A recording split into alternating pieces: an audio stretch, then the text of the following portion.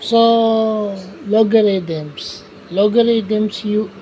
How logarithms are used in computer science. So, syempre, bakit ko pag-aaralan yung logarithms aside from yung ma-reinforced ako kung hindi ko rin lang siya i-relate dun sa field ng computer science na field ko rin. Okay? Yung logarithms daw are used in signal processing, search algorithms, and cryptographic techniques.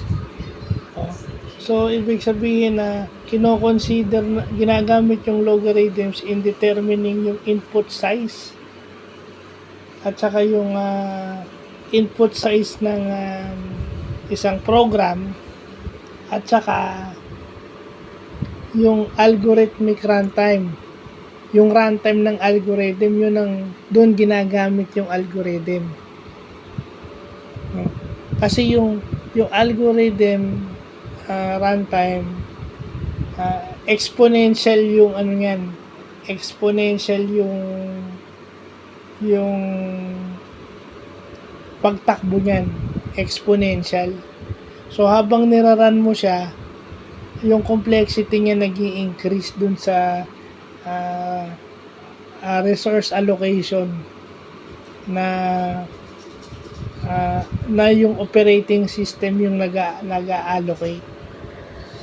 So yun, diba pag open ko ng computer, wala pa siyang pinapatakbong program, nag-allocate na siya.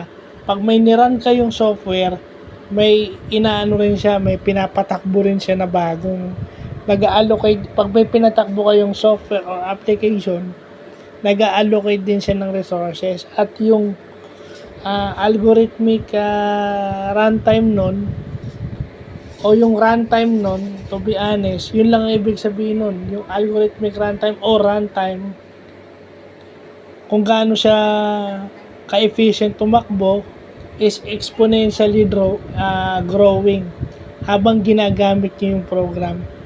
At saka yung data size. Yung input size is kung gaano karami yung data ang pumapasok. So, exponential yung manner ng pagpasok niyan at paglago niyan. So, doon ginagamit yung computer science. So, dapat din nating ilagay. Mabuti na lang dito pag-aralan natin kasi doon sa design and algorithms and analysis namin yung may big O notation na naka-raise at naka-squared. So exponential yun. May big O notation na ganun. May linear, may naka-squared. So yun, doon pala sa mga ganung scenario, alam mo na exponential yung ibang algorithms in terms of runtime and in terms of size. Tsaka syempre yung cryptography, napaka-importante yan para ma-secure yung data, di ba? Tsaka yung signals. Yung signals na nagpapagana sa internet. So yun. Kaya nung sinabi ko dun sa FB Live ko yung Nikit's theorem, di ba? Ginagamitan ng logarithm yan, yung pagpasok ng byte sa isang communication channel that alone uses logarithm. Na minsan hindi pinapansin ng iba. Although pinapansin ng iba in terms of their job kasi alam na nila yung formula eh. Pero yun. Alam mo yun dahil trabaho mo, pero in terms of knowledge, hindi mo na inaano yun. Kasi may ibang tao na dahil hindi naman talaga sila mahina sa math kagaya ko, hindi na nila binabalikan yan.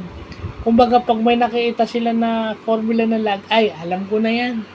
Hindi na sila babalik doon, magpo-focus na lang sila doon sa kailangan nila sa trabaho. Kaya nga meron akong kaklase dati.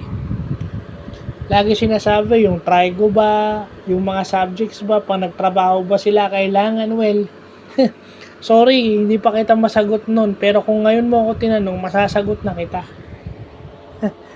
Kasi ngayon, alam ko na.